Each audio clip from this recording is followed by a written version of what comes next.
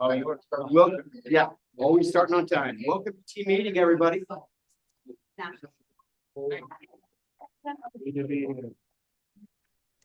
We have to be like kids and play the quiet game.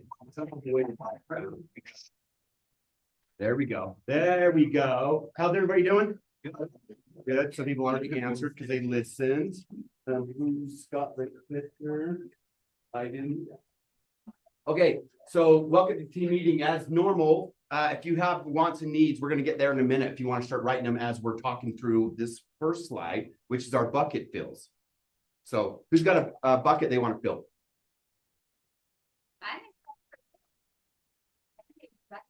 Yes.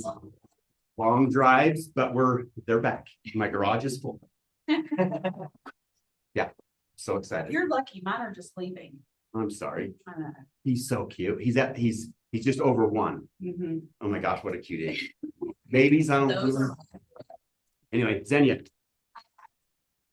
Bucket leadership, the whole been amazing. Onboarding, patient with all the questions, and really incredible what happens behind the curtain, guys.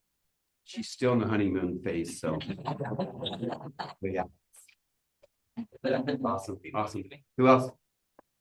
You, Bradley, for fielding all of my broker bot chaos that I sent him after 3 hours of broker bot yesterday. So you're super excited for the day then? Yes. Awesome. Yeah. Bradley is a genius with that stuff.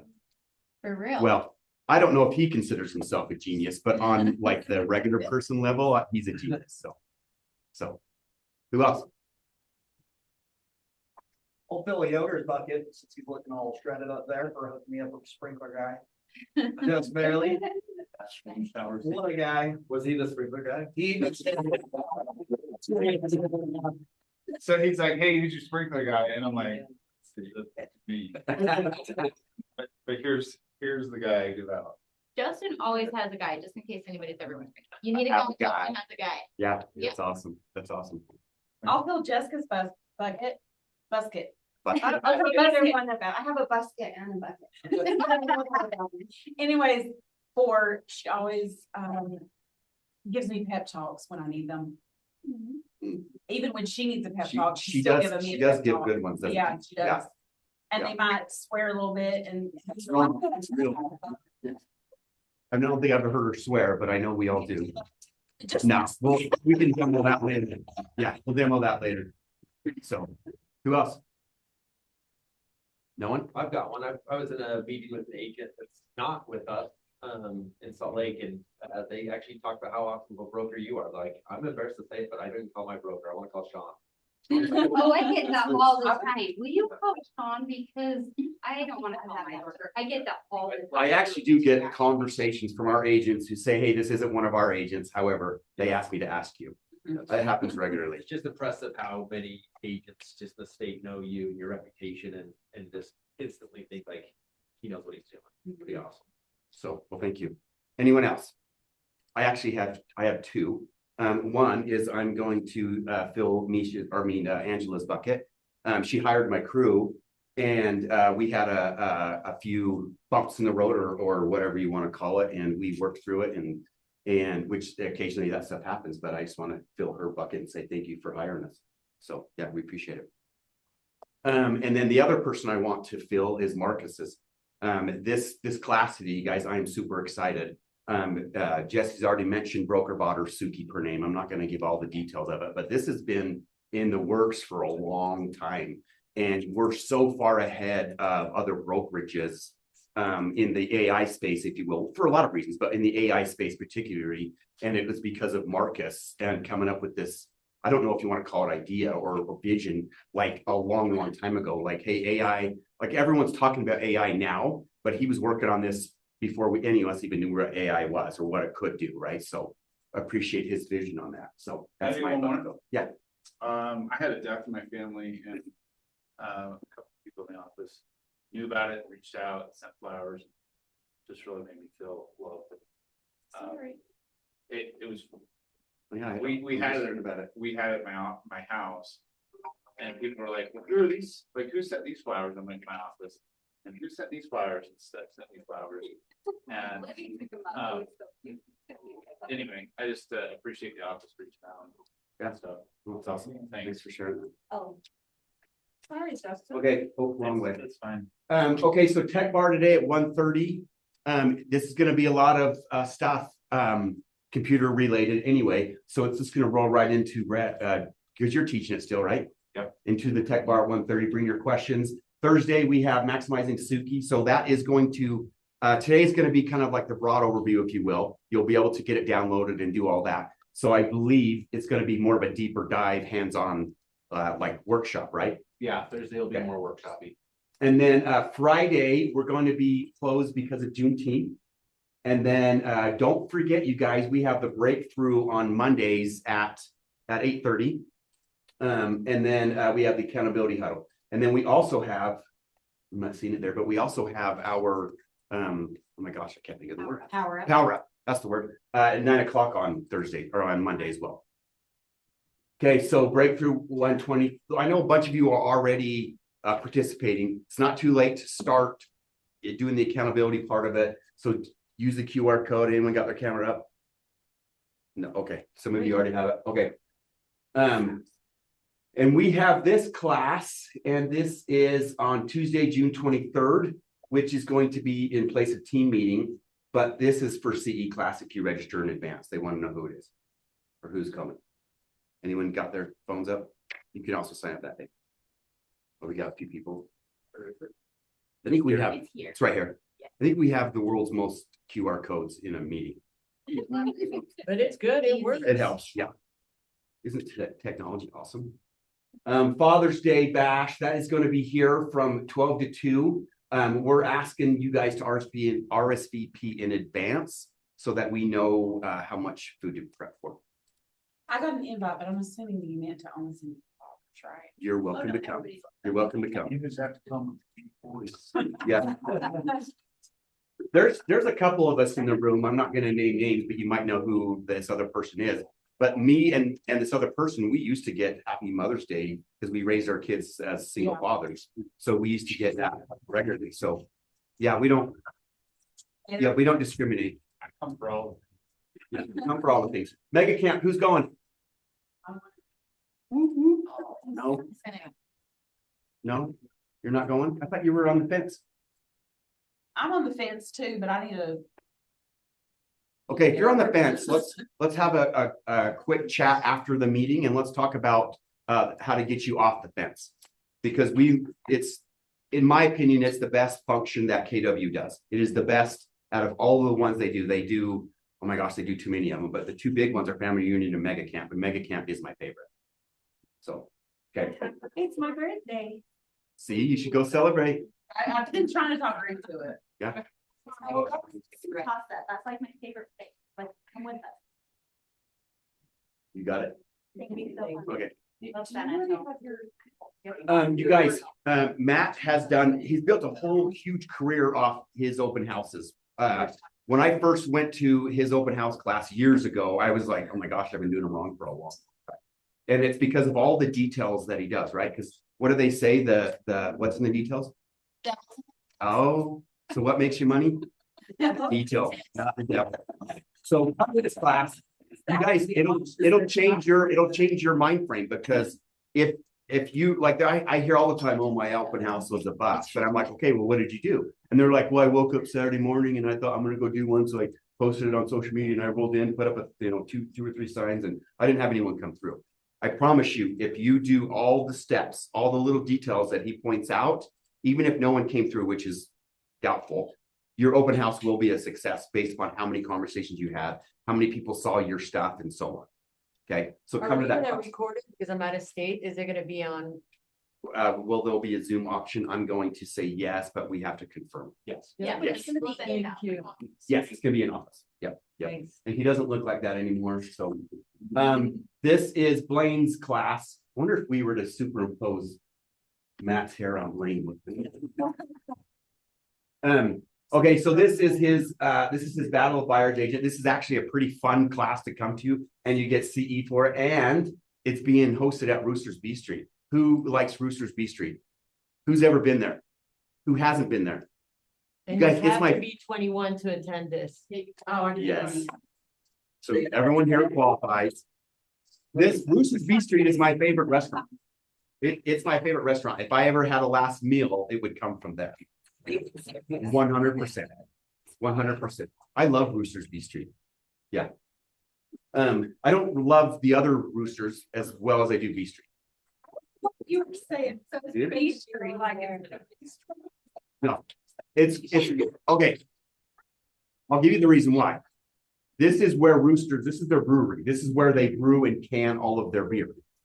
Right, for distribution. But they have a little bar there. I mean, a little restaurant there. That's not really little anymore. They got a huge patio. They have like Tuesday game night. They do trivia. They do a ton of stuff. Yeah, but their food is phenomenal. Their food is phenomenal. So yeah.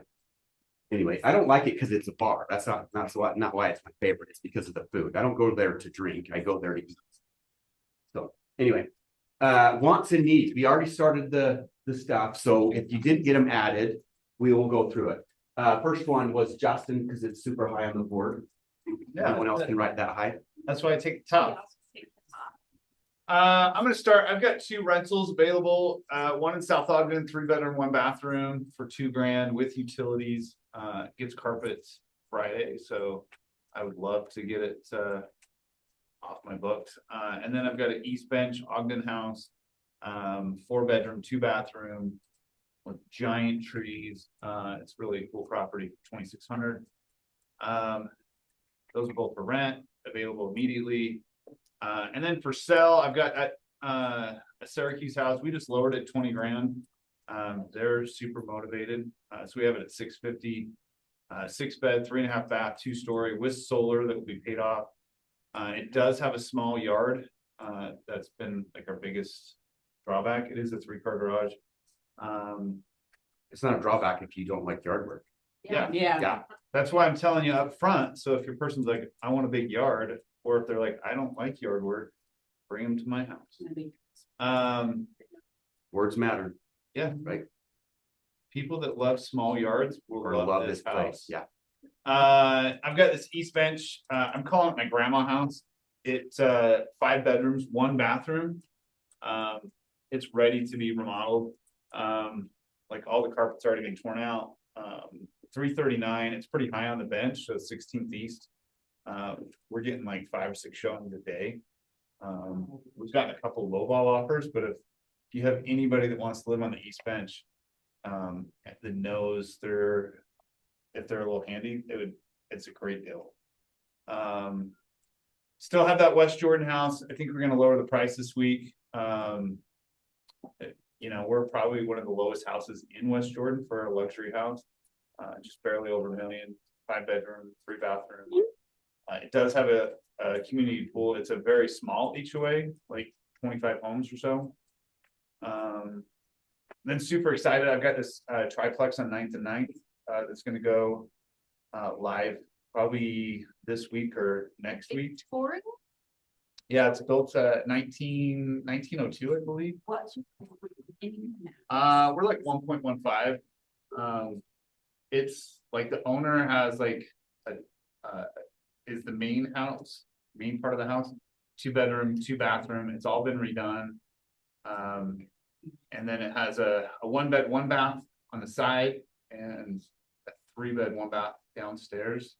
If you know anyone, it's like half a block from 9th and 9th. So it's a really cool property. And then I've got this East Layton, bring your dumpster. Hold on, I'll go with Sean. It's a collector's dream.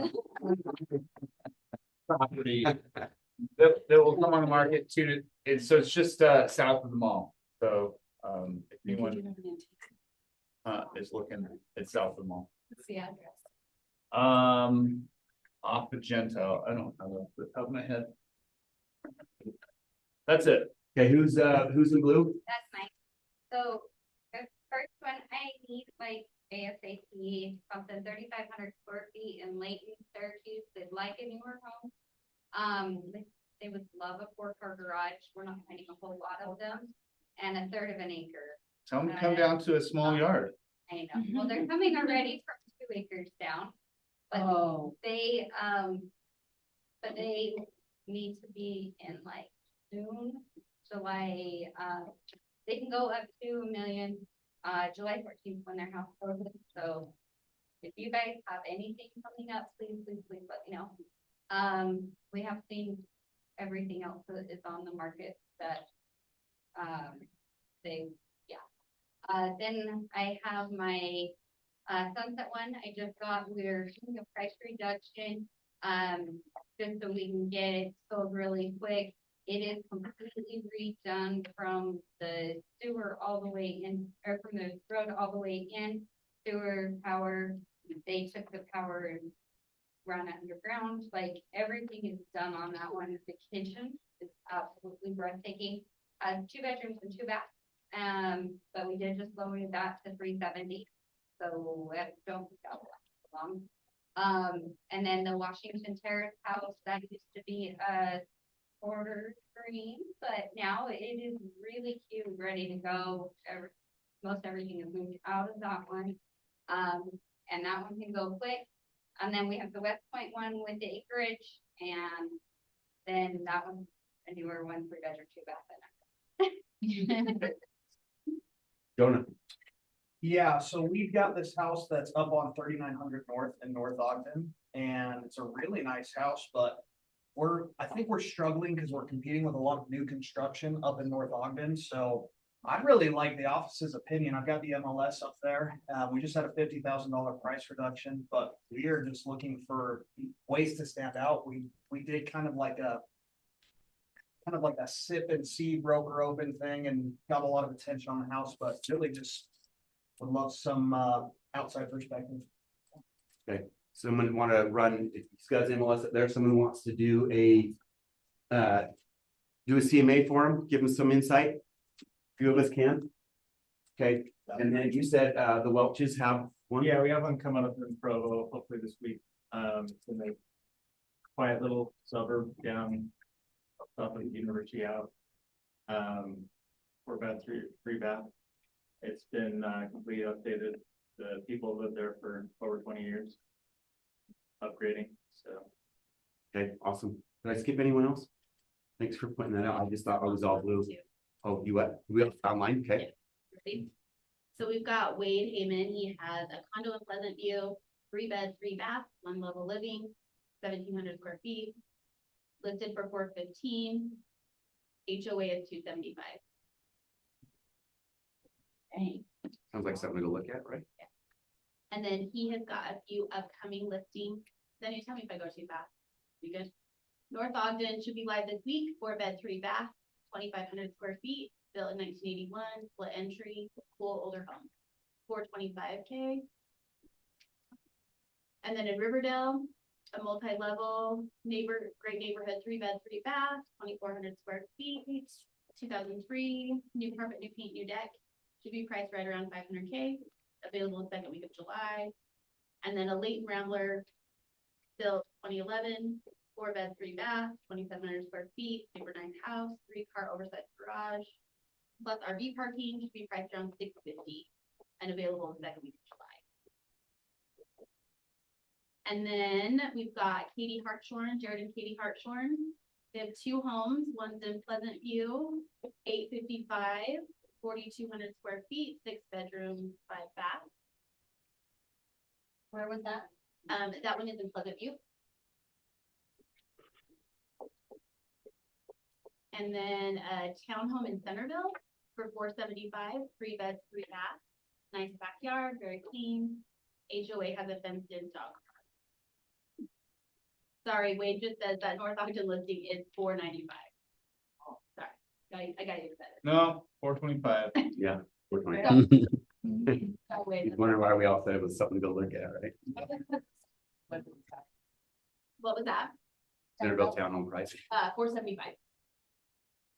Anyone else online? No, online. Sorry. In person? Yeah, person. Es coming, Don House in Harriman. 4-bed, 2-bath and a half, and that will be listing in 449,800. And they also, we're going to offer $5,000 incentive. If anybody want to check, it's cute, so wine neighborhood, really good area, close to the Mountain View room. And it's really nice. Anyone else in person or online? Okay, I have several. I have a house on Jackson that I put up for rent and it's up for sale, whatever happens first. I could go either way if it's sold or rented, but I need that one to be gone. And then my north or South Ogden house, I talked about it. I've reduced the price. I get a ton of showings. No one gives me feedback. Agents are horrible. So always give feedback, guys. And then I have an up and coming one. I mentioned it last week, Snow Canyon. It's being cleaned currently. This, you guys, it is such a beautiful layout of a home. Here's going to be the challenge is it's got wallpaper everywhere. She's in her 90s when the home was built in the early 90s. She had it decorated like an old person. And so it was already outdated when she built it or had it built, and it still looks the same way. But it is in solid good shape. Like there's rooms where no one even walked in. But come see it. It's going to be on the market. I'm hoping by the end of the week. It's going to be $729. Anyone else? It's so it's in North Ogden. It's 300 square feet. The price of between $645 and $650. It's got a fireplace. It's cute. We'll have new countertops, new decks. So it's pretty cute, not super cute. Well, I can't be. Yes, only stuff.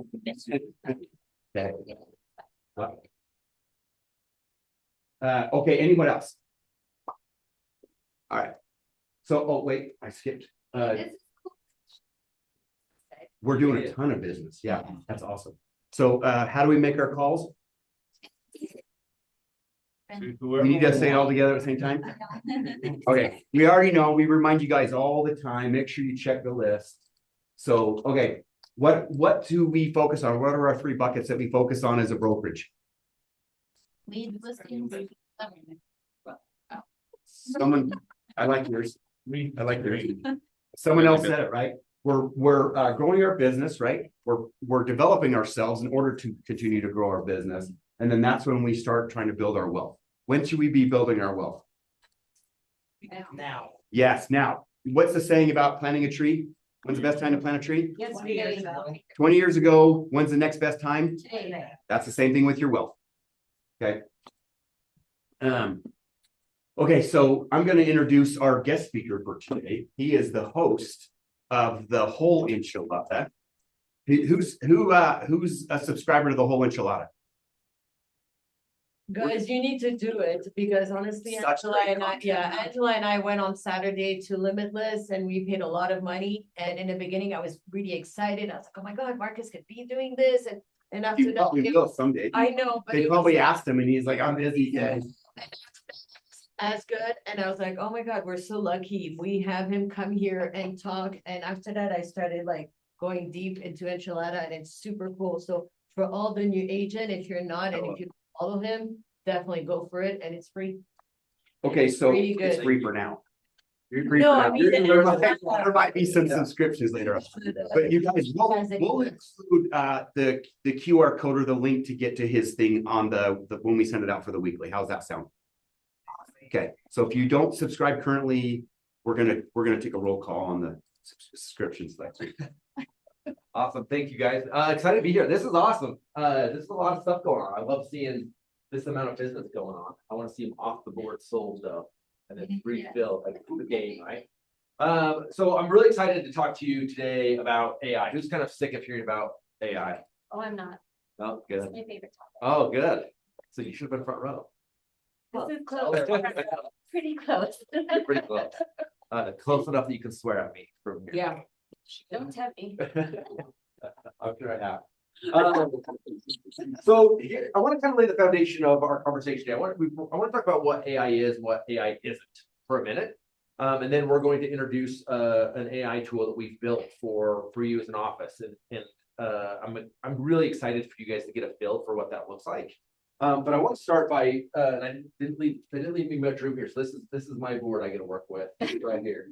But if you saw this acronym that's famous in business, we see it all the time. What does this stand for? Business to business. Okay, we all know B2B stands for business to business. What does that mean? Someone tell me what business to business means. One business sells to another business. Okay, so we all know the acronym, but we don't know what it means, right? So what this means is it's one business selling to another business. So like for a real estate agent, what is an example of a B2B relationship that you have? A carpet cleaner. Okay, a carpet cleaner, right? So you're a real estate business and a carpet cleaner has a business and you both have what on the outside of you? Clients. Clients, right? I'm gonna put H for human. Okay, a human relationship. You're gonna connect that human relationship here, okay? So when we work with our clients, I like to look at it like this, H to H, human to human relationship. When we talk about this being a relationship business, do we still believe this is a relationship business? Yes. What do we mean by relationship business? Why do we think that's important? People need connection. Okay, people need connection. Why else? Well, it's like Justin's example, like Justin knows a guy. Justin knows a guy, right? Oh, and was that a hand up or was that checking your glasses? Yeah. Yeah, so you can see all the way back there. Sorry, what was that? Oh, errors. AI makes errors. AI makes errors, right? So we have to correct. So this to me, since from day one was really pushed in. I've been in real estate for 25 years. Day one, my mentor was like, you have got to build relationships. You have to know how to build relationships and connect with people. And I really believed from day one, this is a human to human, a relationship-based business. And I built a whole career around it. However, what's happening right now with the tech space is they're trying to interject AI into this equation. Okay. Where are the tech companies that are building AI? And when they build AI, it's their baby, and their baby's not ugly. Where do they want AI to live inside this relationship? They want to replace. Okay, they want AI to live here. Okay, they want AI to live here. If we do that, what happens to the human to human element of business? It goes away. And ultimately what this will be is what they want to have happen is they want an AI to human experience. Meaning the consumer sits at home, talks to their chatbot about what they want to have happen. AI creates the space. AI goes out and chooses the property, the mortgage company, all of those things. And they want AI to write the contract. They want to do all of this to directly serve the human. Now, if that happens, is there a relationship? Does AI have the ability, because relationships are built on trust and they're built on emotion, right? Can AI build trust? Tell me more. How? Okay. Can they get to know you? So one of the ways it's built trust with me is that I ask, where did you get this information? And it shows me proof of where that information came from. Okay. And So is that does trust give or is that some confidence? trust. I don't know what the difference is. Okay. I'm not leading to an answer. I want us to think about it. Because one of the things I'm seeing right now is we went from this element of we had fear around AI. How many of you 2 years ago had fear around AI? You went back and watched the Terminator movies. You're like, this is going to happen in real life now, right? So a lot of us had fear around this. I'm not gonna lie, there's still sometimes I'm like, oh, whoa, this is progressing faster than I anticipated, okay? But a lot of us have got past the fear piece, and somehow we jump to overly trusting it. What do I mean by overly trusting it? Ask it a question and then don't reread it. Yeah, so you ask it a question, you're like, that must be right because it's intelligent, right? It knows everything. So we just overly trust it. Okay? Go ahead. Like, for example, like we had a friend that We didn't know what was happening, but we knew something was wrong. And so I went online because I knew there'd been an accident of some sort, and there was literally an obituary for my friend, Oh, really? and he was still alive. Oh, Very that's creepy. upset. So, do you think AI on itself was trying to be deceitful with that? It's not capable of trying It's to not, be this. it's not capable of being deceitful. It's not capable of having emotion. It's going to match what you want it to say. Yes. So we can feel like it understands me. We can say things like it knows me. It doesn't know me. Sleeping in there. I'm working, I'm gonna go down.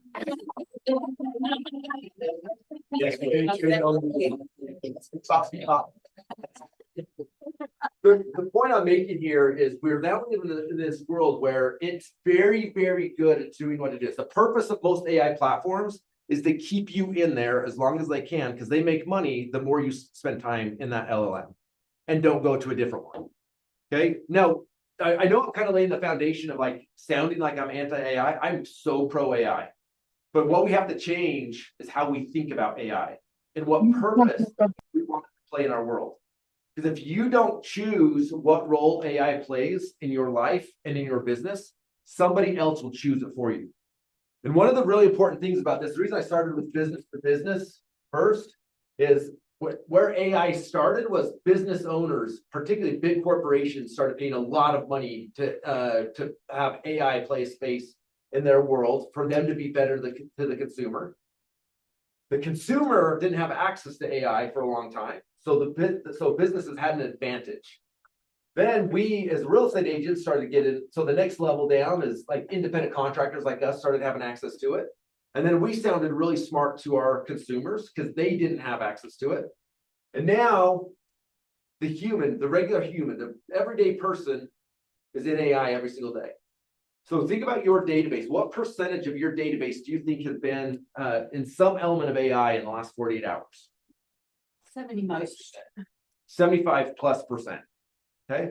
Now, depending on your age demographic of your database, that might change a little bit. But now think about it this, every time you go be the expert, which they're paying for us to be a guide and an expert, when you give an expert opinion, they're no longer taking that as, oh, that's exactly right. What are they doing with it? Ask an Like, AI. I'll be right back. Yeah. And then they're going to go ask chat, and chat, depending on a couple things, depending on context, depending on who the user is, so user memory, how the question was asked. It's not gonna go back and say, I'm gonna think through what your real estate related goals are and try to give you the best answer possible. It's trained to give, I'm gonna give the fastest answer I possibly can, not the best answer I possibly can. So it's gonna come here and say, what's the context I have? Well, yesterday we were talking about what treat to take to soccer practice. So that they're taking that into consideration. So right now the consumer's using a general tool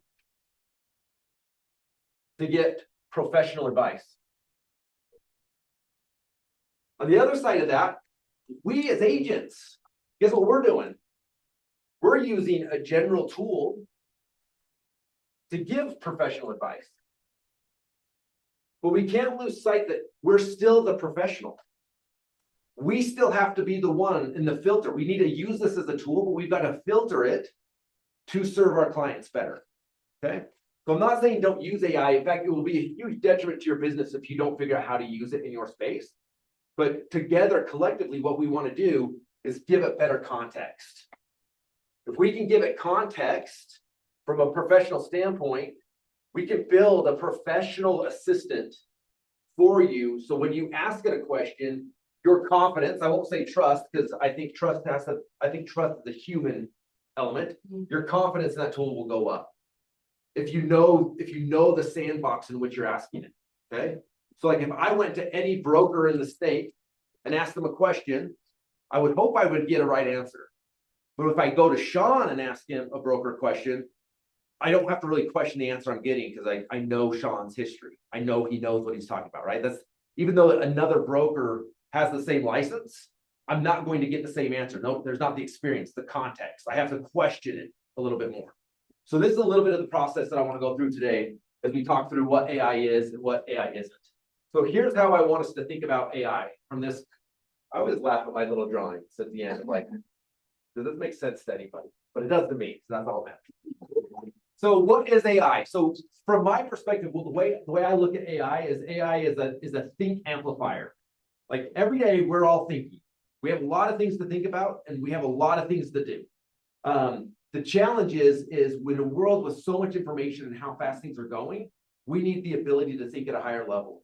So for me, the way I think about AI is that it amplifies my ability to think and process information at a faster pace than ever before. It's a first draft machine. I never, ever will, even with the tool we're going to give you today, you're going to have a lot of confidence in it, but I won't immediately just say, I don't even need to see the results, send it to my client.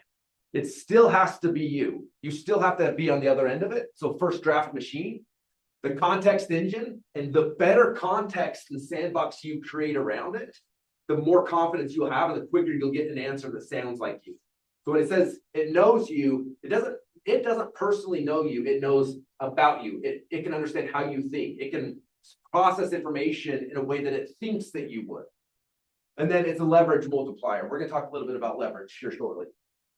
So the big thing I want to be clear here is AI does not replace your judgment. You can't just think, I don't have to give any mental energy to this because I can go ask chat this question. It's still your judgment. It's gathering information and then it's your judgment deciding how to deliver and act on that information. That cannot go away or we're giving up our space. We're giving up our position in the transaction. Okay, some of you have seen this before, but I wanted to share with you a rule that I'm personally working towards. It's a 10-80-10 rule. Now, these numbers don't have to be your rule, but I want you to think about this, the ratio that's right for you. And what the 10-80 rule is for me is I think about of any task or project that I'm doing, I want 10% of the work up front has to be done by me. This is me getting the vision of it, the direction of it, the judgment of it. I'm like, what am I trying to accomplish? What does that look like? What do I want the end result to look like? Then my goal is to have AI solutions in my world that can do 80% of the work for me. They can go execute, they can draft, they can process the information, all of that. But notice 80 plus 10 only equals 90, which leaves 10% left. This is where I have to come back into the equation. That if this is where the consumer lives, I still have to be human here. I have to go back and say, did the end result of this match what I anticipated it to do here? And if it doesn't match and it's not exactly what I want, what do I do here? I edit it and give it to the consumer, but even in addition to that, I've got one more step I need to do. Send it back to you. I got to go back to me again at the front end of this and be like, what didn't I say? What direction did I not do? Where did my leadership fail? That when I led it and instructed it, the result did not match what I anticipated. Because if I can rethink that through and reteach my AI tools, next time I give that directive, it's going to be a much better result. So it's so funny to me, the people that say, I fight with chat all the time. I argue with it. I yell at it. And there's maybe a space for that. But to me, what AI is I was on a call this morning with a massive tech company that builds AI, that they're collaborating with me with on a couple of projects. And the big thing that they looked at me and all of a sudden like, oh my gosh, you're the missing element to how we're thinking about this, because we're approaching all of these problems for your industry from a tech perspective. So we have tech people trying to solve our problem, when what we really need are business people using AI to solve business problems. And once they saw that, they're like, this makes sense to us. So the idea behind this is I want you to think of AI as not as like, crap, I got to be more techie. This is not a tech conversation. It's a leadership conversation. It's your job to lead AI. When I have a tech tool, like even Command, a CRM, I can't lead technology. I've got to modify things to play inside the tech space. AI is different. AI, I can lead it. I can teach it. So this is a leadership skill of learning to lead something. So if I don't get the result I want here, I come back in and change my leadership to get a new result. But the beautiful thing that I'll show you today is if we put together the right solutions here, they can do a lot of things within your business that before it used to have to be either you where you had to hire a human to do it. And now you can have an AI tool that knows how to do it for you, okay? So this maybe your rule is a 20-60-20. I don't know, but I want you to think about some element AI should be playing some role within your business. And the tool we're going to give you today can do a lot of those pieces. And you can have confidence because it's built in our sandbox with our mentality, with our guidelines. And the beautiful thing about having an AI employee here is it works 24 hours a day, 7 days a week. You know, it doesn't call in sick. It doesn't go on a bender over the weekend and Monday they walk in the door like, they're like, just don't talk to me today. I just need some space. I'm here. I'm going to get paid, but I'm not going to do my work at a high level. An AI assistant is going to crush it for you all the time. Okay. So I want to talk real quickly about leverage because this is I've always loved leverage, but my opinion of leverage has changed over the last couple of years as I've gone down this path. The way I think of leverage now is these two words: enhance and accelerate. So everything that you invite into your world from a leverage standpoint, you should need to be asking, does it enhance my value? And does it speed me up? If it doesn't do either of these two things, you're barking up the wrong tree. So even when we introduce Suki to you today and give you this tool, you should ask yourself the question, does this enhance my value? And does it accelerate me delivering value? Can I do this faster? And then I just really want to touch on this briefly because I want to get into showing you some examples with Suki. But I think it's really important for you to understand that there's different levels of AI. A lot of times right now, AI is like the sexy word and people can throw AI on any website and charge you more money for it. And we think it's the same anywhere we see AI. And so I just want to walk through the different levels of AI so you understand this and you start filtering when people say, oh, we have an AI tool now. Everything you own now has, oh, we have an AI capability to it now. But what I want you to think through as you look at this is the type, what does the AI mean in relation to that? So the first level of AI is what's called a chatbot, okay? So when you go onto a website and there's now the little AI, little guy in the corner and you ask it a question, it's not full AI. It is in the AI category, but what it is it's a chatbot that all it does is you ask me a question, I look for keywords, and I've been told when that keyword shows up, I give this answer. So it's a direct, you said this, I give this. There's no reasoning, there's no context. It's, I see this, I give this. That's the baseline of AI. And they sell it as it's very sophisticated AI when it's not. It's just a chatbot. Okay, the next level of AI is what's called an LLM, large language model. These are the things like ChatGPT, Claude, Gemini. So these have a much broader context. So how many of you are ChatGPT users? How many of you are Gemini users? How many of you are Claude users? Okay. So why do more people use chat than anything else? Is it because it's better? It's the first to the market. Okay. So it's interesting from an actual which one's best, it depends on the day. Because they're developing that, like the minute Claude releases something new, Chat's developers are all like looking at it, analyzing it, pulling the code, and 3 days later they've released the same thing, right? They're doing this. Now they have specialties, and that's okay. But we're not going to get into that today. But what I want to focus on is large language models are designed to know a lot of things, but they're really designed to give you what you think is the right answer as fast as it possibly can. And then at the end of when it does answer your question, does it just say we're done? What does it do? It asks you a follow-up question. Have you gone down the rabbit hole yet where like 3 hours later, you're like, yes, please do that. And then you're like, what are we even talking about? What was the first question I asked you? That's by design. Okay. It's designed to lead you down this process of what it thinks you want to hear. Okay. So large language models are powerful, but they're limited. And we think they're the end all game. So where do you go from? We're not going to talk about that. I want to talk about level 3. Level 3 is when you get into AI assistance. AI assistant is now getting a little bit more specialized in what it does. How many of you have taken VAL, the value proposition and branding coach tool that we've given you guys? Okay, incredibly powerful tool. That's moving into an assistant. It's going from an LLM to say, I've been trained to do something very specific at a very high level. Let's work through this. Okay, that's an assistant, an example of an assistant. So we have Val, the value proposition coach. We have Larry, the leadership coach. We have Calvin, the coach DNA extractor. We have these tools that when we're talking to you, if we give you one of these tools, it's trained to do one very specific thing. So the next level of this is when you get into AI agents. AI agents is trained about a specific thing, but it's not limited to doing that one thing. An AI agent is now where we start to partner with you to say, I understand your business. I understand what we're trying to accomplish. And now instead of just doing a task, I can do a series of tasks within your business. I have access to your email. I have access to your CRM.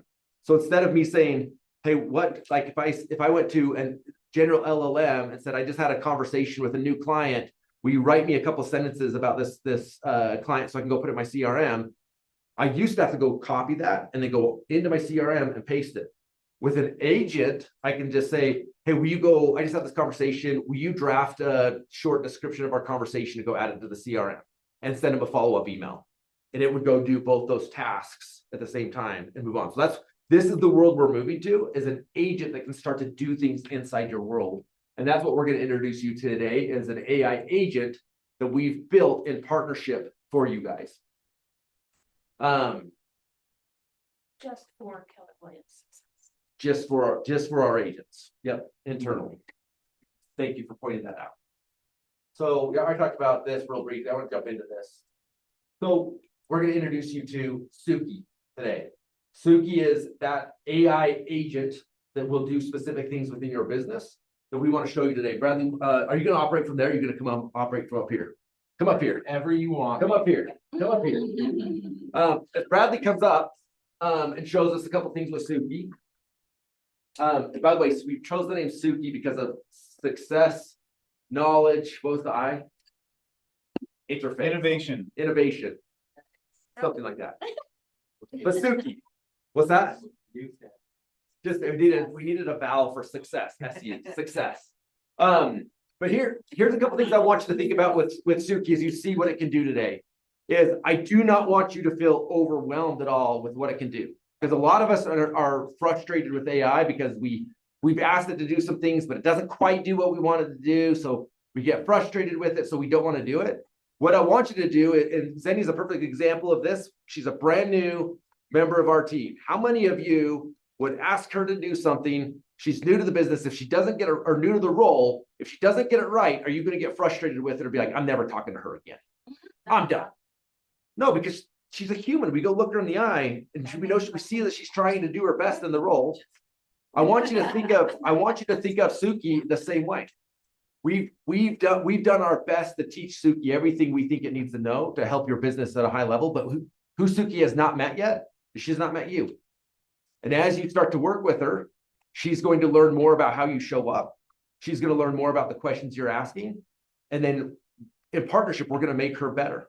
And she's going to work better and better for you every single day as you lean into that relationship with us. But what you'll find is if you go into like your normal LLM and ask it a question, it's going to give you a very general answer that every other agent's going to get. We go in and ask Suki a question, and it's going to give you an answer based on what do we think from a brokerage standpoint? What is our value proposition? How do we want to connect with the consumer? How does Claudia specifically show up within that space? And I want to take her voice into the equation. So we built this to start building on this, but we need your help to continue to train her and make her better. Okay. So Bradley, walk us through a little bit about Suki.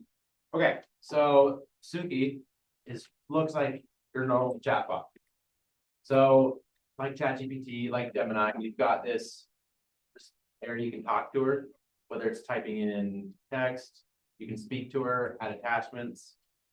On this left side, you've got your toolbar, so you can start new chats, view previous chats, pin chats. You've got a hotline, so down here, this is actually a little bit different than ChatGPT. You can call or text Suki. So instead of just being stuck to your computer, you can access her from your phone anywhere right after a buyer, listing appointment, meeting a new client. Then you've got your settings and support. So this is where you're setting up integrations. We talked about being connected to your email, command. This is where that happens. So let's click on some of these buttons. Here in your profile, you can complete this by connecting your email, your phone number. In integrations, you've got the Gmail, calendar, KW Command, and Canva.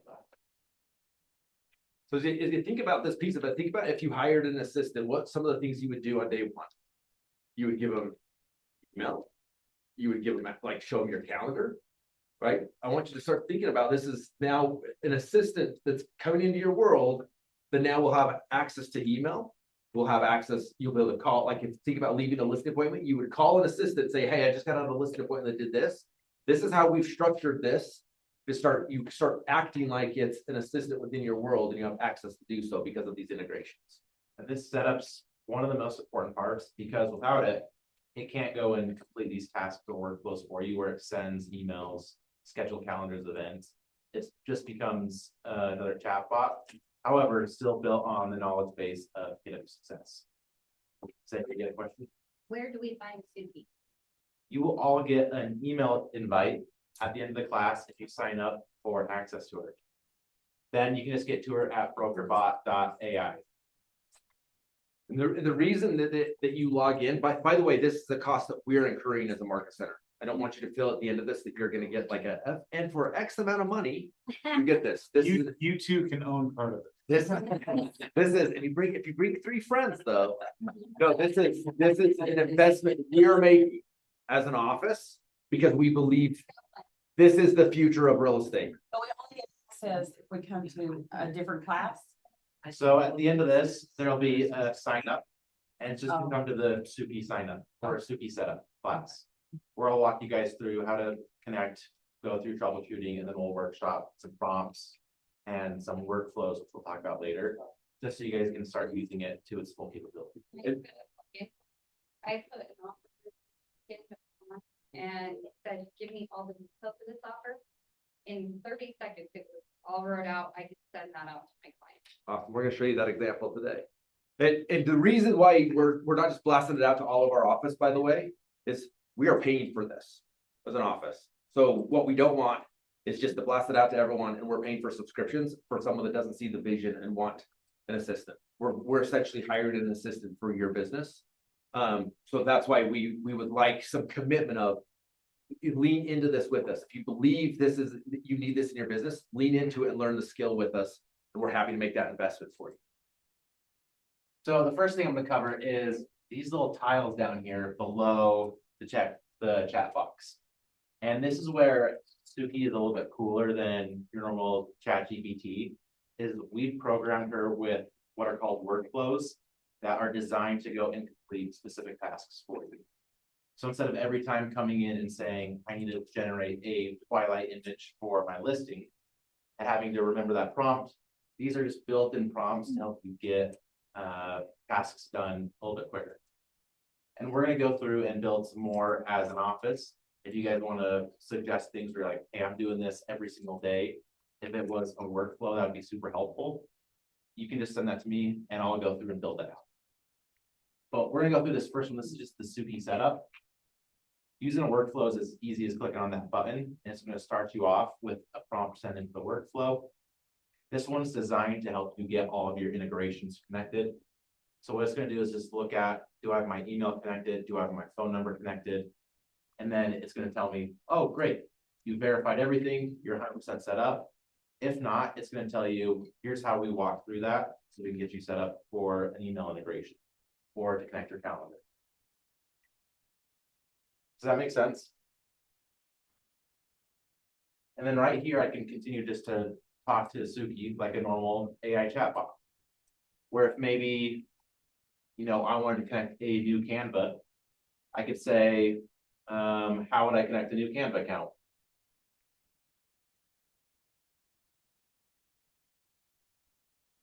I have a question, Bradley. Yeah. Go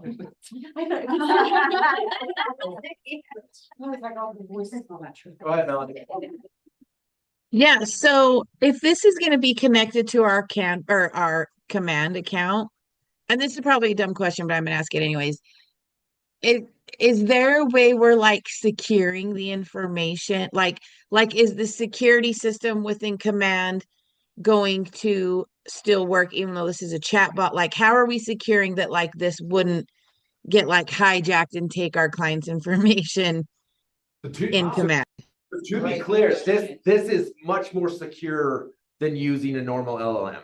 When you use a normal LLM, your part of their agreement is we're taking everything you're asking me to make everyone better. We're sharing the information. This is proprietary AI. So there is nothing that's being shared outside of this space. It's the most secure way to like even when we show you to upload contracts and things like this, do not upload contracts to a normal LLM because you are in essence putting that information out there for public knowledge. This is a completely secure private LLM on the back end that even though it will reach out and ask questions to other LLMs where it needs some assistance, it won't take any of that information with it. Okay, great question. Thank you. Thanks for answering that, Claire. Yep. Okay. So now if I'm done with this chat, it's as easy as going up here to this new chat button and it just brings me back to my home screen. Down here, we've got a couple more workflows and I'll go through a couple of them. This one is my favorite. It's a KW Success TC. And this one's designed to help you set up and go through some TC work a lot faster. And this isn't necessarily replacing your TC, but perhaps enhancing them and helping them get through work quicker. And you can, if you pay for a TC or an assistant, you can have them do additional work rather than just work on sending out emails and the contracts.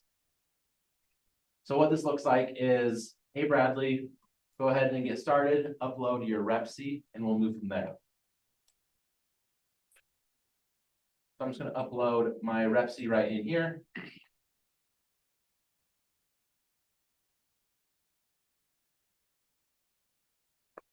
Where'd that go?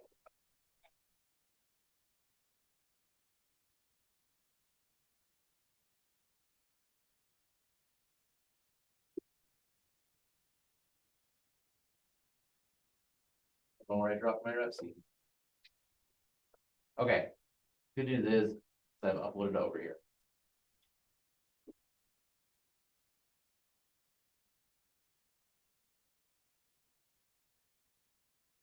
So I ran this one earlier today. You'll see it gives me the exact same start. To get started, upload your RepC, any relevant addenda, and then any other documents that are relevant to the transaction. I uploaded this real estate purchase contract. And then it starts out just by breaking a summary for me. So here's the address it pulled, tax ID, says it couldn't find an MLS number for it. Listed the parties, so who the buyer is, seller, buyer's agents, seller agent, who the lender is, an escrow, not named in the contract, purchase price and where it's broken out, seller's compensation to the buyer, what items are included and excluded, some conditions, terms of the contract, and key dates. And then my favorite part is it flags missing info and things you need to double check. So here it just says lender isn't available on the contract. Who's your lender going to be? Escrow title isn't on the contract. Who's it going to be? And this is accurate every time. Like you built it to where it's fell for. This is where the 10-80-10 rule comes in. Okay. It's very, very good. But if that Still got that contract's been folded or smeared, there's a chance it's gonna miss it. So you're just gonna quickly look at it and be like, yep, that looks right.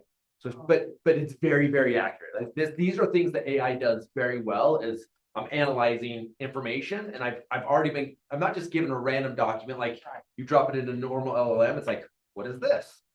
This is like, oh, here's another purchase contract in Utah. I know what the format is. Yeah. So it knows exactly this is where the buyer signature should be. So we had to actually Mish uploaded one where her buyers accidentally signed on the seller's line. And it came back in this flags and said, hey, it looks like the buyer signed in the wrong spot. You might want to double check that. So it's going to be like this flags part is actually my favorite part. That's pretty impressive if it picked up from the signature. It picked it up and that was why we wanted to play with it to see if it would pick it up. We knew it. Yeah. But we wanted to see and it immediately. Interesting. That's pretty awesome. Catherine, you have your hand raised? Kind of easy transition to take it from Lone Wolf to this. like button that There, so we're working on more integrations on all those pieces where we have a closed system. We have to like work with the company to say, 'cause it's not like a normal piece, but like where it's already in command, we may be able to pull it from command. So we're working, what we're gonna encourage you, we're gonna show you some of the things it can do today. What we really encourage you to do is as you start to use it, give us feedback and then make sure you're attending team meetings. We want to show you, here's the new workflow of the week. Here's something else it can do, because we're just gonna continue to train her based on the feedback we're getting from her. Okay, and as those things come available, we'll be, hey, now you need to go set up this integration. As of right now, if you want to put a contract in, you'll need to download it and then upload it to Suki. So as far as command goes, she has access to update notes in a client, update tasks. She can add notes and create opportunities, but she can't go and pull documents from the opportunity or upload documents to that opportunity. Can create content. Yep. And it will even, I mean, stop me if you're gonna say that, but if it noticed a party to this contract that's not in your CRM, you can do it from here. So now it's just confirming with me. So like Mark says, it's the 10% rule. Does this look correct? And if I confirm it looks correct, Suki will go through and create a note in KW Command. She'll draft an email to the escrow officer, to the lender, a client email, and then send out a Google invite for all the deadlines. So here I just tell Suki that the lender is Tommy and title is Andrea, and they're both in my command. She's able to go in there, read them from command and pull their information. So she just confirms, oh, here's Tommy, I found him, and here's Andrea. And let's go through with the complete information and get this drafted. Malik, you get a question? Does it can I actually create the task too? Because I have like SOPs that I use in case I ever want to do TC. But I print those off and make sure I cross out and make sure I do each one. So could I upload that in there and it automatically create those tasks for me? Yeah. That would be amazing. What can you create them in command so that it's part of your task in command? I do. I just do it automatically. I just do it on each person. Oh, okay, gotcha. No, there was a. Yeah, so you can do it both ways. Like Jesse said, you could set it up in command. So if you move it along the opportunities, it can generate those tasks. Or if you've got a worksheet,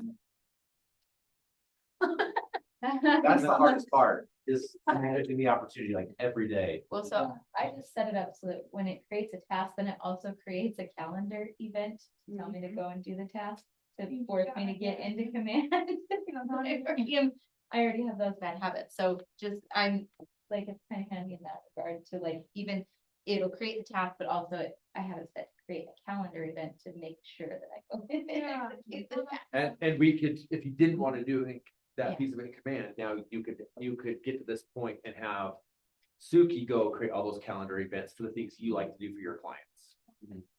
Or create a task in command for you to complete, depending on what's easiest. Yeah. But then and where you start to think is like, if I had an assistant, what would I ask her to do? Like at this point, Right. that's how I want you to start thinking, like, not what do I ask the AI next, but if I had a human assistant, what would I ask them to do next? And then ask it. And if it can't do it, we'll show you how to flag it for us to learn from it. I took that as a challenge, by the way, to see if I could break it. And so far Bradley's had answers. So Suki emailed me and said, who's this Jessica? She's trying to break it, but yeah. So after I confirm, Suki goes through, confirms the client search. So Vinci was the buyer. Vinci's already in command, and I'm logging the transaction note. Next, it drafts my email to the escrow officer. I can go through and review it right here. Drafts one, or includes Tommy as the lender, key dates. And here I just prompt Suki, instead of going one at a time, just create all 3 emails for me at once, and I'll review them then.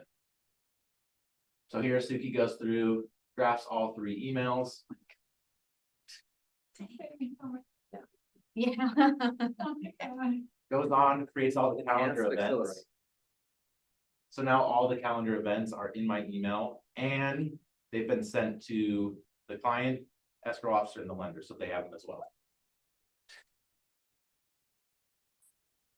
And then it's been set up. And if above where it said Bitsy already in command, I got it. If she wasn't in there, it would say, would you like me to add her? Like it knows what the next obvious step would be.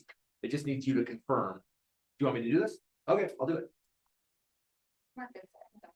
Yeah. I haven't done this one yet. Can we put like complete files? So let's just say their last name is Richard. So this is everything on Richard, put it in that file, and then like later on, hey, is there anything else I need? And is it do it on file? Like a folder. Yeah. So you can't upload the folder. You'd upload the PDFs individually. Okay. So you just grab it. You don't have to do one PDF at a time. You just grab those 4 files, drop them in, and go. Yeah. And it's been trained. This has been trained on our compliance system for the office. So you can say, hey, is anything missing? And it will review it against the compliance checklist. And if it has a question too, it'll come in and say, I'm not sure about this. Reach out to Sean, the principal broker, for confirmation. Here's his number and his email. So if Suki ever has a question, she'll just reference her back to us. Reference you back to us. One thing I like is that when she's thinking, you get like a whole paragraph of what she's thinking as she's thinking. So it's like, it actually says, oh, I'm not sure about this. I better ask the user about this, this, and this. Like you get to see Yeah, the thought process. actual thought process. Kind of Wouldn't it be scary if you saw that in a human? Yeah. Oh, my processing is such a minute. Well, it definitely does it way faster than we would. Oh, yeah. Oh, yeah. Yeah. You're fast at that. And for me, so how I'm actually using this right now is I'll pull this up on a separate tab or a separate screen. And I'll do this while I'm doing something else. So I'll be in Canva editing some images. And then once I see Suki's been finished reviewing my contract, I'll go in and say, oh, that looks good, confirm. I'll go back to doing my other thing. So then instead of sitting here and just watching Suki think and complete this task, I can go and get my own work done while Suki's doing her thing on the side. And why she takes a little bit longer is because it's compliance and accuracy. Okay, she's not going for the fastest answer, going for the right answer. So don't go in there and be like, oh, this is taking a minute. Not that it takes a long time, but she's reasoning through the whole thing of like, I know all these compliant documents. I have to check that question against all of this. Okay. Yeah. What if something comes up and you walk away, you forget about it, there's a big fact. Somehow text you, you know. Well, all of your chats are saved over here, and you can rename them. So even like if you did it 30 days ago, you could put like rename it. Like I could rename this like the Johnson Rep C if I wanted to, and then I could search for that chat later. Even 20 days later, I could pick up the conversations. Yeah. And then you can pin them too. So if you've got one you keep coming back to, I've gotten pinned these so I can pull them up easily. But they're not my most recent chats. They're just ones where I'm like, okay, this is going to be a good example to share. So then it's a lot easier to just pull, oh, this is the one that I've been working on for the Johnsons all month. I've got it right here saved. And then it's going to go off of the chat.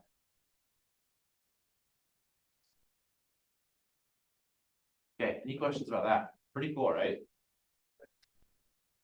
Okay, let's jump into another workflow. Down below, I've got a Twilight image generator. So let's see, whenever you go and get your listing photos taken, most photographers include one Twilight photo. But in here, we've got a workflow that just says, hey, I want to set up interior or exterior Twilight photo. Can you help me with that? It'll tell you to upload your polished MLS photo. I went ahead and uploaded this one outside. And it came back with just the outdoors change. They tell you $35. Yeah, $35. Yeah. This time takes 10 seconds. I uploaded one of the kitchen. And it came back with a kitchen Twilight, which is kind of cool. Yeah. Yeah. Weird comment about that. I had a client that told me that was fraud. Oh. Mm. Yeah. So it's And something Twilight- I would disclose. His house. I mean, that's good. Yeah.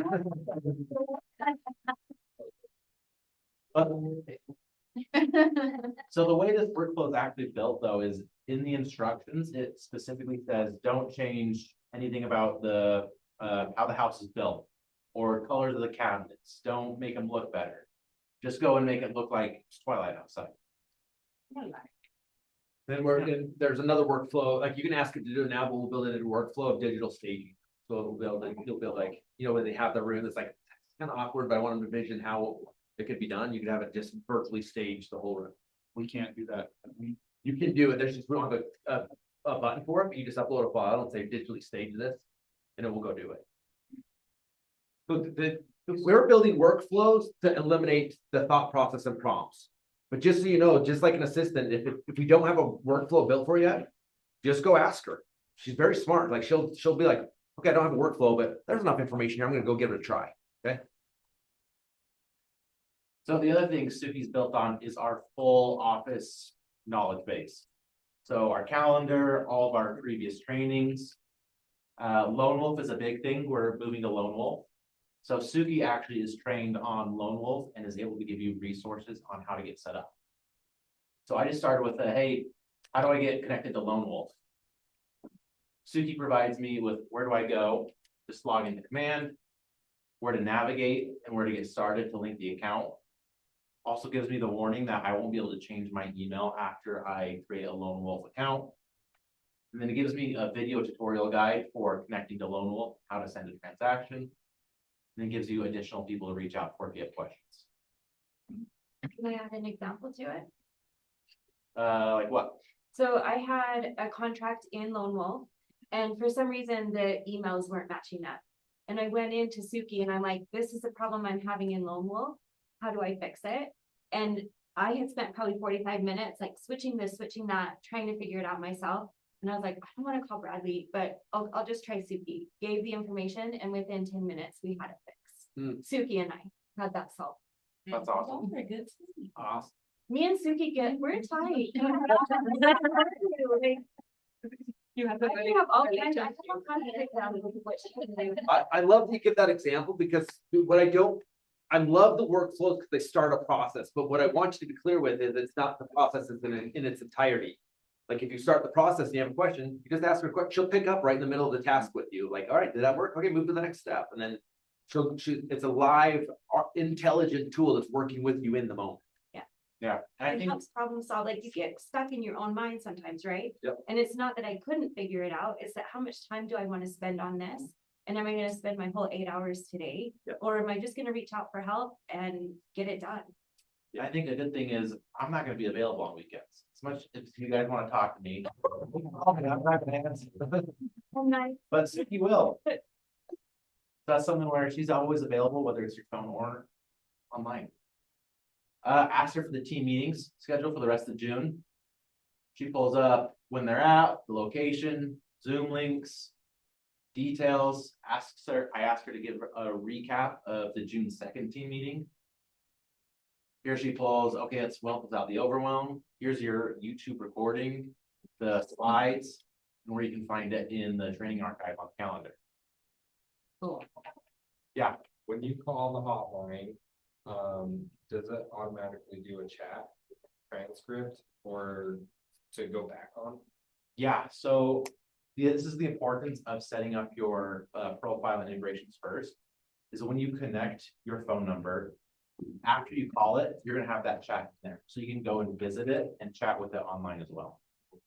And it won't answer if it doesn't recognize the phone number. So like some random agent can't call in and start asking Suki questions. It's gonna see you and be like, oh, I'm answering you. Let's pull up your account. I'm working through here. But I think I love the phone just for like the little things I forget about, but I don't want to go and sit down for. So like creating a task after an appointment. Yeah, it's the easiest thing is to get on the phone. Hey, create a task for Vinci for tomorrow at 3. And then you don't have to write a sticky note for you to go do it later. Because that's where I always miss. One of the things I did when I was first testing it out is I had a listing appointment, and then just on the drive home, there was like multiple things from the listing appointment I didn't want to forget. Like, and I'm a chaotic note taker, so it's like when I'm talking to people, there's no handwriting notes with Kevin. So I just basically listed out all the things I wanted to remember, and it put it into a note format and added it to their contacts. So I love it. Yeah. So one of the workflows we're working on is if you recorded the buyer consultation and you just drop in your transcript, it will go do a series of tasks based on like a buyer one. We'll have one for a listing one. So you just have these tasks that you're like, oh, I'm just gonna record the conversation. I don't have to take all the notes because now I can just drop it in here. It will give me all the notes. Okay, let's move on to another example, unless you guys have questions about this office knowledge. So this one is about parking lot restrictions. So let's say I just got this ECNRs for a community. My buyers want to know, are the parking restrictions for where we want to live? I just upload it, ask, hey, what are the parking restrictions here? And I've got this little quick summary. There's parking restrictions for the Mesquite Canyon. Here they are in section 8.1, so I can go and see where the section is and just review to make sure it's correct. 8.10, prohibited vehicles. Here's the exceptions allowed. Additional restrictions. And then if I want to just continue that and say, okay, Vinci was the one who was asking me about this. Send this to Vinci so she knows what the parking restrictions are. I'm going to say, send this email to Vinci outlining parking restrictions and attach the PDF to an email. Here, Suki outlines the email, outlines the parking restrictions, and tells me that, is she okay to go ahead and send it? I confirm. Suki responds with the email's been sent.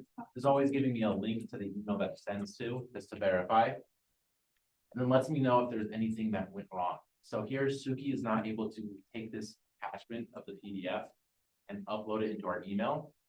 So next time she recommends I provide it as a file link, because that's something she'd be able to upload. So that's something I can go to Google Drive, upload this to Google Drive, copy the link, and put it into Suki next time. Yeah, the other thing she might recommend at that point is she'll say, do you want me to just go make a draft in your actual Gmail? Then you can drop the PDF in. So then you can just go to your drafts and it's there already done and you just drop in the PDF there. Then she, like other ChatGPT or other chats, asked me, what do you want to do next? Or is there a follow-up? From here, hey, I just need to give Vinci a call. Will you add that to my calendar Thursday at 10? Perfect. Goes through, make sure there's an opening. So this is what I like is she goes, hey, is there something going on at that time where it might not work for you? Lets me know there's something going on from 9:30 to 10, but you're clear from 10:30 on. So I'm gonna go ahead and set up that event. Gives me the description, date, asks me if I'm ready to confirm it. And then she adds it to my calendar. The reason I like this example is think about all the little questions your clients ask you along the way, like, hey, who do we have Weber Water there? What's the Davis electrical company? Whatever it is that you're like, I'm gonna go look it up for you. Now just ask Suki, she'll go do the research for you and be like, that's right, okay, you want me to prepare the email? Okay.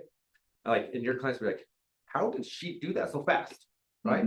Because it just as you have this partner with you in your pocket now that can do all of this for you, but not just like the general information. It knows our business. It knows what we're about. It knows our ethos as a company, our values as a company. So everything it turns out is going to be in alignment with that.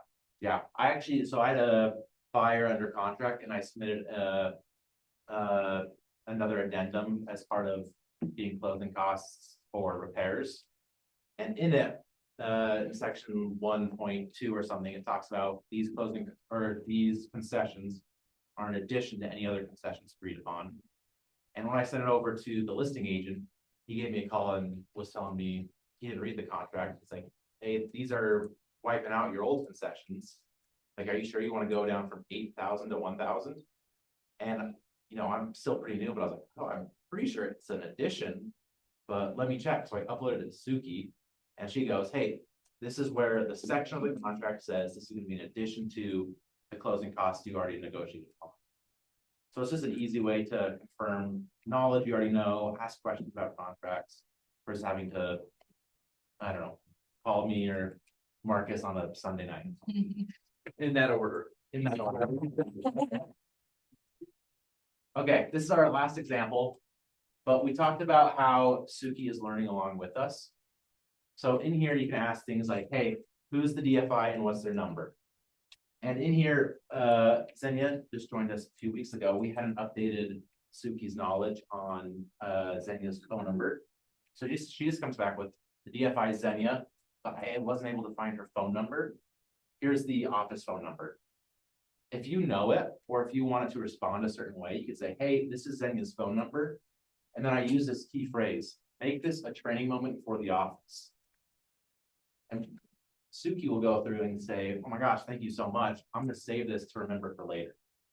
So then next time you or someone else in the office goes through and asks this question, it's gonna know that Suki's phone or Xenia's phone number is this. I feel like somebody's gonna punk me. Like, be like, call Justin for this, or like. I'm done. The good news about this though, is this all comes to me first for approval. Okay, good. So you can't go. It was You like, can't go and worry order a man to calls things. is Justin Bradley. But if you believe Suki should be answering your questions a different way, this is a way you can say, hey, I think it would be a better response if you said this versus this. And that helps us when we get the flag. If you have 2 minutes to be like, I actually think it should be said this way. Instead of, and if you still do the other way too, if you don't have time to write it out, you can just say, hey, flag this for review. That's all you have to say to it, and we get the list of flags to go look at. We'll write the answer, but we want your perspective. Like, why do you think it's wrong? Like, give me 2 or 3 sentences of what you want it to say. We'll clean it up, and then we approve it, and then the next person in the office that asks that same question will get a better answer. Xenia? So my question was, if you can't train it to do exactly what and how you want to, what you're telling it, it will suggest. Is that correct? It will suggest the change. So like if you had your own LLM and you tell it to do something for you and the way you like your workflow, this won't change it for you. It'll send it to somebody because this is for everybody. Correct. If it's having a conversation with you, like, hey, this is how I would do it, or this is how I think you should do it, or let's change it to sound like this, it's going to reason with you unless it's in conflict with the knowledge base. If it's something that's in conflict with the knowledge base or Utah state law or any of those things, it's going to flag and say, I can't do that. Or, hey, I think we need to get the broker involved. So if it's only going to say it's flagged or wrong if it's like in conflict with our knowledge base, or if it gives you a wrong answer because it's like somehow it's not connecting. That's where I need you to catch it and back to her and say, hey, flag this for review. Okay. But it will reason with you, and it can learn things about your user account versus my user account. Yes, that's what I was Yeah. wondering. If I tell it to do something specific for me and this is the way I like it, it won't change it for everybody. It'll just change it for me. Yeah. Okay. Yeah, and then we'll build, just so you know, like we're as this builds out, for those of you that want to go even deeper in this, we can build a sister assistant that then goes in deeper and say, I know everything about how KW Success operates, but now I want to get really deep in your personal business. Like everything will be down granular to like your brand DNA, how you operate, the steps of your workflows, things like that. We'll have that ability to build even more custom AI assistants on top of this. But for the majority of things you need, this will do it. Okay. Any questions? We're running a little bit out of time, so just what's to our examples there? Thursday. Just for fun. Let's see if Suki that showed up in mine. Hey, can you tell me who the DFI of the office is?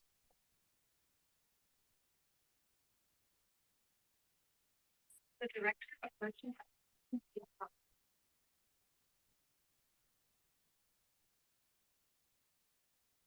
Hey, will you prepare an email for her from me and tell her I think she's awesome?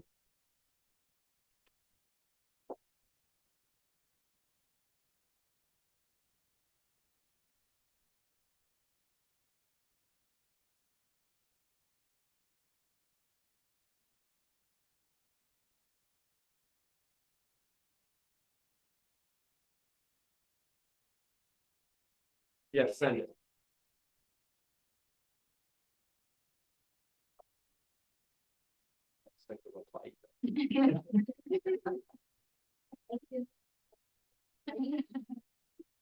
I wanted to give you an example of how easy it is with the phone too. So you can text her, you can call her.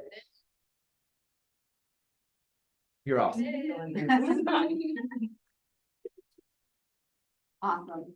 One note when you have it sending emails, just that I noticed, you have to tell it to make sure it puts the specific like wire fraud compliance info at the bottom, signature, and then if you have a signature that you want to make sure that it adds to every draft, you need to save your signature, like your banner, signature banner, and then provide it with a link and it'll do the HTML stuff to add it automatically. But you have to tell it to do that and you have to provide it with information. So learned that yesterday. So everybody else That's been going down some big rabbit hole. Poor Bradley got like 20 training No, flag she's alerts gonna be in this morning. at the end of the week. Okay, so how do you get access? Just scan this QR code. This is gonna be the email that I send you the link to sign up on. So choose the email you want connected for Word, wherever you want, so you can be able to access your email. If you do your personal one, probably not as useful for real estate, but you can do that if you want. And then attend a setup training. So Thursday at 11 a.m. This could be in person, we'll also do on Zoom, if you can't make it then. Or next Tuesday at 1:30.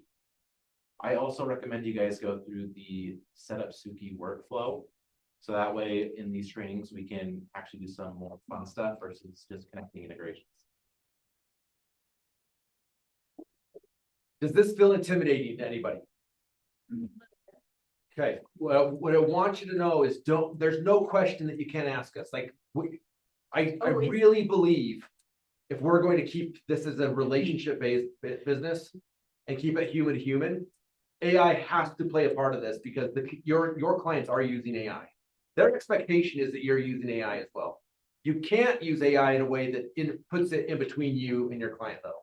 This is the true purpose of what AI can do. Its job is to leverage you with administrative tasks so you can be more connected to your people. So as you ask us questions, just start small and start going down this path with us. When we started building this, it was just a no-brainer for me of like, we absolutely have to invest in this for our people. We have to give them a better tool, continue to do what they do at a high level. So please lean into it and lean into it in a way of like, I want to make it better with you. That's what we need is partnership on it. And if you're like overwhelmed, I would recommend just starting with the workflows. Because you'll click a button and then it'll walk you through what it wants you to do to get the response. So with the image generator for Twilights, it'll tell you, hey, I need an outside or an indoor image that you want for the Twilights.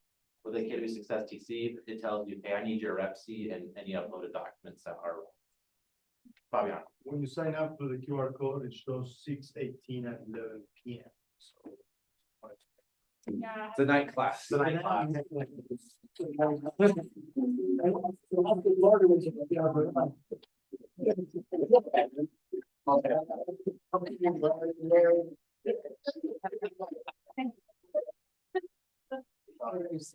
Okay, we have Silverback as a sponsor, but just a quick thank you to Bradley for how much work he's put in this. I haven't been testing it. Marcus is the one who built it all. Thank you. Yeah. A lot of applause, it's awesome. Good for you. All right, I got all the good applause. All right, thanks for coming. Having me here. I did not believe 30 people would actually be here. First time in a year, the number was accurate. Not with you guys, just with every place. So there's 24 sandwiches. Based on I think that's a safe bet. So if I owe any of you lunch, you take me up on it anytime and I will take you out to lunch. All I heard was opportunity for me to go and get my chicken at Pops. There you go, wherever you want it, right? Yeah, I It makes it tough otherwise. I know some of you have had these. That'd be awesome. Thank you. The last time I came a few months ago. So don't feel that you have to have it. It's more so that you know what I'm talking about. But yeah. Have to go through everything. From the gas station. You're very welcome. I'll let you pass those too, don't forget that. Well, thank you so much. Like I said, I'm Adam with Silverback. We are one of the preferred vendors here with Keller Williams. We love supporting you, helping you out with all your activities and your business. And we really want to be an extension of your business and make sure that you're supported in any way that we can support you. So whether that's the times that you're seller heavy or buyer heavy, either way, we want to help you. So when you're seller heavy, we have free listing coverage for you. That's free to you, it's free to your seller. It's to help you get the listing, it's to help you show that you've got good partnerships. And then we can step in and help your sellers. When you're buyer heavy, we've got lots of options, as you can see on the back. Those 3 different plans. We know that not in every negotiation, you're gonna get $700 for the home warranty. So if you're only getting $450, we still want your buyer to have some coverage.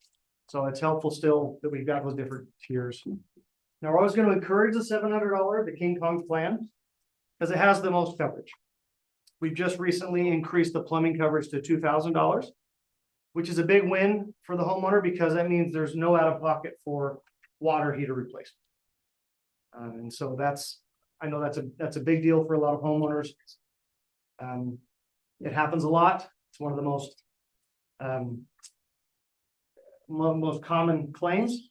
And so we wanted to do better and see how we could help with that. So that coverage has gone up. That goes for existing policies as well. It's not just starting now. So everybody retroactively. And I wanted to point out that for our renewals, and you can let your buyers know this as well, they get the same price for the second year. There's still the $700. Now there's some companies that will double it when they want to renew because they're trying to make up for the expenses, but we promise that we'll keep it at the same rate that they had it for the first year if they like to renew. And we do want them to renew. Just like you want clients for life, we want clients for life. And we want them to see value in what we do. Just want to point out a couple things on the front of that flyer with the no age restrictions. It doesn't matter how old the system is or an appliance, just has to be working for us to cover it. New construction. We've got a 3-year policy that helps with new construction. So once the builder's warranty has expired, we cover year 2, 3, and 4. And those start at $500 for all 3 years. So if you've got buyers that are looking at new construction, it'd be great to have that conversation with them. I'm sure they're not thinking about it because they think they've got a warranty with the builder, but have that conversation and let them know that it's going to go beyond the year, right? We've had some good experiences with that where after 18 months, we were able to replace a dishwasher. And you'd think the dishwasher shouldn't die within 18 months, but you all know appliances are just not what they used to be. So we're happy to help them out in those circumstances. Same thing kind of happens with the listing coverage. You think everything's going fine. 2 days before closing, we were able to help replace a garbage disposal.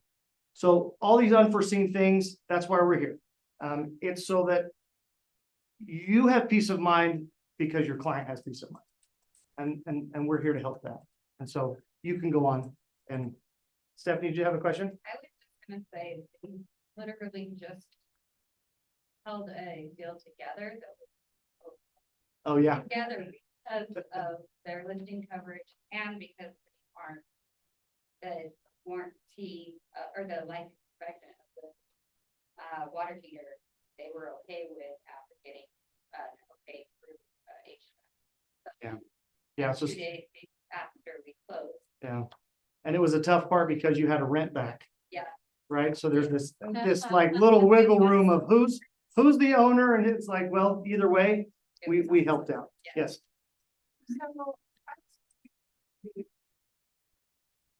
Oh, like, so say I put in 700 in the contract, but my buyer only wanted to do a $500 one, and they kept that extra 200 for them to kind of utilize how they want it over the next couple of years. Do you guys do that? We do. Yeah. So buyer credit is what we call it. Now, hopefully, with most of the buyer credit that we see, they're getting more than the 700 would be the ideal. But in that circumstance, if they're like, no, we want some buffer and we're just gonna do a lower plan. Yeah, but either way, whatever they don't spend is buyer credit they can use toward claims. We also have the availability that if you've got seller concessions that are slowing down the process of closing, we can take those and facilitate the repair or replacement after closing. So for example, we've done a couple roofs. So they put in $20,000 for a roof replacement. That goes to us. We act as escrow for that little bit of time. But it lets closing go, it lets everything happen as quickly as you can make it happen. And then we facilitate that. So that's another thing. It's not going to come up a lot. Maybe it'll come up once in a year, once in your career, whatever it is, but we want to help them. You're good. You have like limits on, because again, I'm not doing equity anymore, so I'd like to put in an extra one in there, because they had like a limit on, so my client's water heater went out, and they would only cover up to $1,000. Oh, I'm sorry, it was the air conditioner. So they would only cover up to 25. Very upset. Upset they had any out of pocket. You know, and we do have limits on all the systems. But I will say, when we do the welcome call with your client to explain the policy, we just want to set expectations. Say, yes, you're limited on this. Just like with plumbing, you have 2,000. So know that you have 2,000, and you won't be disappointed when you're told that at the time. But with HVAC, each of the tiered plans increases in coverage, which is why we encourage on the King Kong. So King Kong has 3,000 for AC, 3,000 for furnace, and 500 for ductwork. You've got a total for the system of 6,500, but it's divvied out depending on that. But again, it's if you're setting expectations, I don't think they get disappointed. It's when they thought they had more, right? And that isn't good for anybody. It's not, we don't want to go through that because we want to be transparent. We don't want you calling saying, but I thought. It's no good for anybody. So the most we can do in explaining what their policy is better for everybody. But yeah, each system has a limitation on it, and we're happy to tell them that. It becomes the whole, like, it's a one sheet, and it can't have the 28-page contract on it, right? So any information that we can give you, we want to, just takes asking. So, any other questions? I think I covered it all. Let's see. Oh, the rekey. So these coupons, and there's a stack of them on the wall as well. We give these coupons so that you give them to your buyer as a gift to the buyer to encourage them to use us for a free key. They don't have to do a free rekey. They don't have to do the free rekey, but if they want to hold on to it for another claim. But that's what we encourage, because if there's no out of pocket, it's a smooth and easy claim. And it makes you look good as an agent that they get to do that, because they should really be keying in, right? So, yeah. So that was probably no fault coverage is a great. It's down there in that second to last check mark. If you're ever wondering why you should jump from $600 to $700, the no fault coverage alone is worth it, because you get $250 towards an issue that you could not foresee, something that the home inspector couldn't figure out, something that was not your fault, but is not covered under the policy. Easy example of that is toilets that are set improperly by the previous owner or by some contractor. Well, nothing's wrong with the toilet, so it's not covered because the toilet's functioning fine. But because the toilet was set wrong with 2 wax rings on top of each other, it's leaking because it wasn't set properly. So the $250 goes towards helping the homeowner reset those. Just our way of trying to help them out in an unforeseen bad spot. Any other questions? All right, I appreciate you letting me come in. I've got some goodies I will set out here for you guys. These are Supra straps. You can go around the Supra to help the door not get banged up. Also to remind you of that free seller listing coverage. Okay. We got the cell phone holder. You don't have him. You need him. Mouse pads, chip clips, mints, pens, and Please do get a sandwich. Thanks, Adam. Yeah.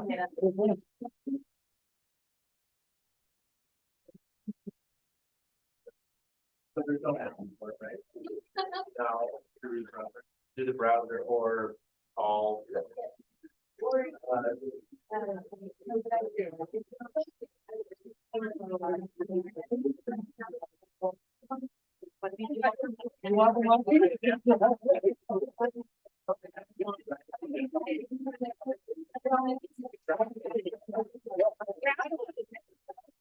It's you again. Tell me your name.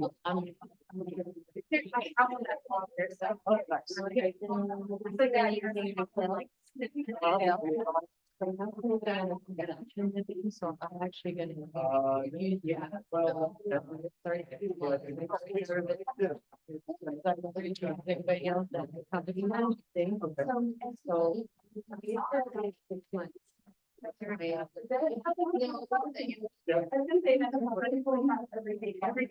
Then call us. And we'll put a plan. And we send a technician out, and they evaluate what's wrong. And then they try to repair it, if they have to replace, it, then they replace the whole lot. Okay, so.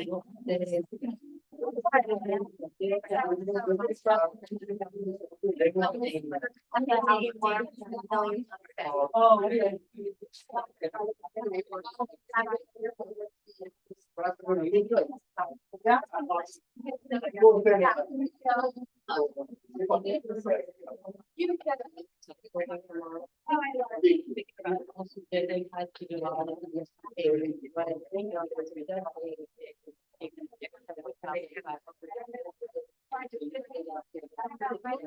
Fire credit. Okay. It's not for anything specific. Okay.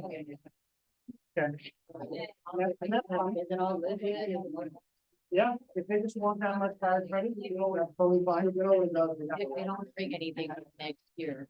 then they would use it, they would roll it into the second year coverage. 8 years. 8 years, our headquarters. Cover all of each other. The rural area.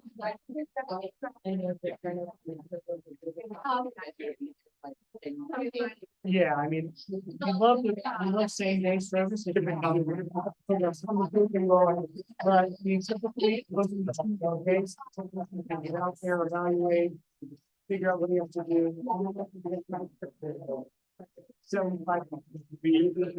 Yeah. 35 for that. Yeah.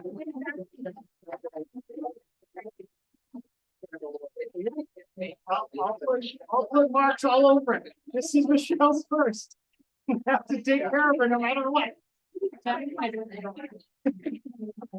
You know,